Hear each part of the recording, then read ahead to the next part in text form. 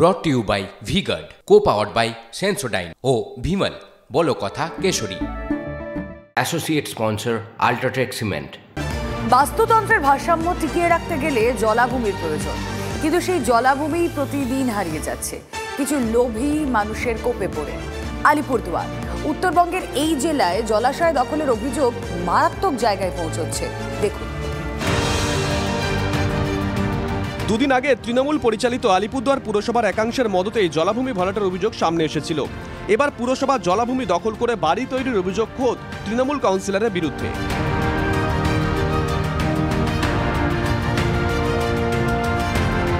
আলিপুরদুয়ার পুরসভার 18 নম্বর ওয়ার্ডের তৃণমূল কাউন্সিলর অরূপা রায়, তার বাড়ির পিছনে রয়েছে জলাশয়।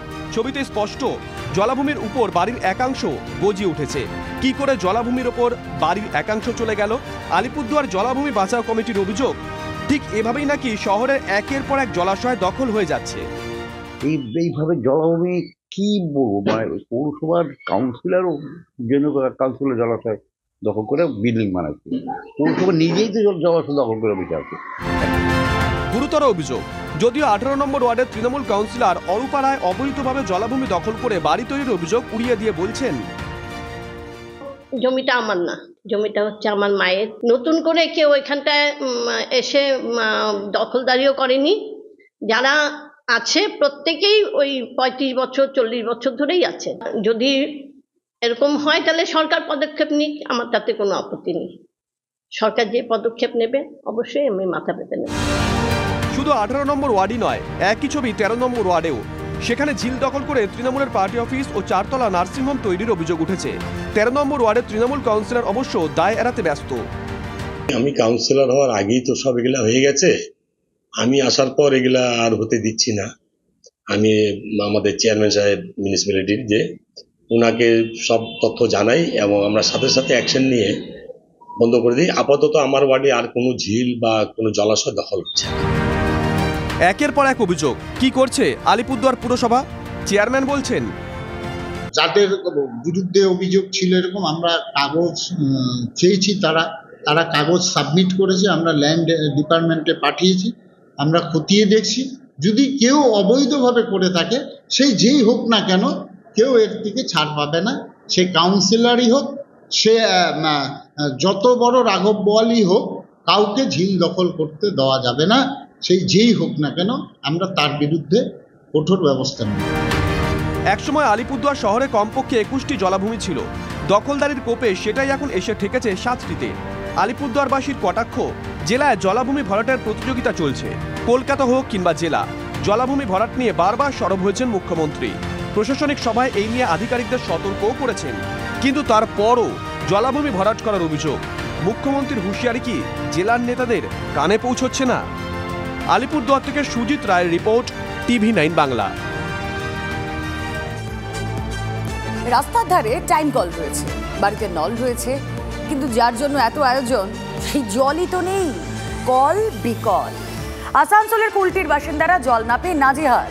বিরোধীদের অভিযোগ, জল যন্ত্রণার পেছনে নাকি রয়েছে শাসক দলের প্রতিহিংসার রাজনীতি।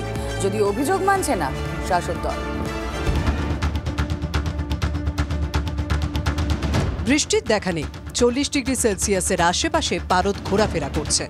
চাঁদি ফাটা গরমে গলা শুকিয়ে কাঠ। একটু জল পেলে প্রাণ জুড়োয়, কিন্তু জল কই? গত কয়েকদিন ধরে আসানসোলে কুলটি বিধানসভা এলাকায় জলের আকাল। কল আছে, জল নেই, আর এর পিছনেই প্রতিহিংসার রাজনীতি দেখছে বিরোধী শিবির। রবিবার আসানসোল বরাকর জিটি রোডে হাঁড়ি কলসি নিয়ে চলে রাস্তা অবরোধ। নেতৃত্বে ছিলেন কুলটির বিজেপি বিধায়ক ডাক্তার অজয় পোদ্দার। তবে কোনো রাজনৈতিক ব্যানারের তলায় নয়। এই প্রতিবাদ বিক্ষোভে ছিল আমজনতার স্বতঃস্ফূর্ত অবস্থান, কারণ জল চাই। গত কয়েকদিন ধরে কুলটি বিধানসভা এলাকায় তীব্র জলকষ্ট। আসানসোল পুরসভার বিরুদ্ধে সঠিকভাবে জল সরবরাহ না করার অভিযোগ। জল নাই, আমরা খাবো কি, রাঁধবো কিসে? চান তো দূরের কথা, খাওয়া দাওয়া তো তাই। এই পাড়াতে তো এক ফোঁটা জল নাই। কোনোদিন জল পড়েছে? কোনোদিনই না। কি চাইছেন এখন আপনারা? খালি জলের দরকার আমার, আর জল যদি না পড়ে কালকে ঘুরে রোড জ্যাম হবে। শিল্পাঞ্চল আসানসোল এলাকায় গরমকালে জলকষ্ট নতুন কিছু নয়, কিন্তু এবার জল সংকটের পিছনে অন্য গন্ধ পাচ্ছে বিরোধী শিবির। আসানসোল লোকসভা কেন্দ্রে 59,564 ভোটে জয়ী হয়েছে তৃণমূল কংগ্রেস, কিন্তু আসানসোল পুর নিগমের 106টি ওয়ার্ডের মধ্যে 73টি ওয়ার্ডে তৃণমূল পিছিয়ে। কুলটি বিধানসভা এলাকা থেকে 15,000 ভোটে পিছিয়ে শাসক দল। ভুক্তভোগী থেকে বিজেপি সবারই অভিযোগ ভোটে পিছিয়ে পড়ায় পরিষেবায় ঢিলে দিচ্ছে আসানসোল পুর নিগম।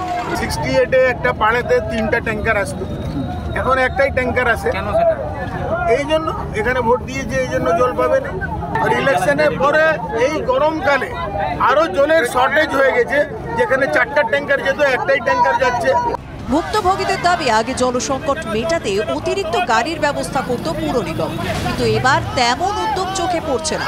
যদিও এই সব অভিযোগ উড়িয়ে দিয়েছেন আসানসোল পুর নিগমের মেয়র। তাদের মধ্যে তাই হয়, তাহলে আসানসোল সাউথেও কিন্তু ভালো ফলাফল করেছে বিজেপি, সেখানেও বন্ধ হয়েছে। কারণটা তার নয়, গত 3-4 দিন থেকে যে বৃষ্টি হচ্ছে, ঝড় হচ্ছে, তাতে লাইনের প্রবলেম হয়েছে বিভিন্ন জায়গায়, তাই জলের একটা অসুবিধা হয়েছে। আবার জলটা এখন ঠিকঠাক হয়ে যাবে।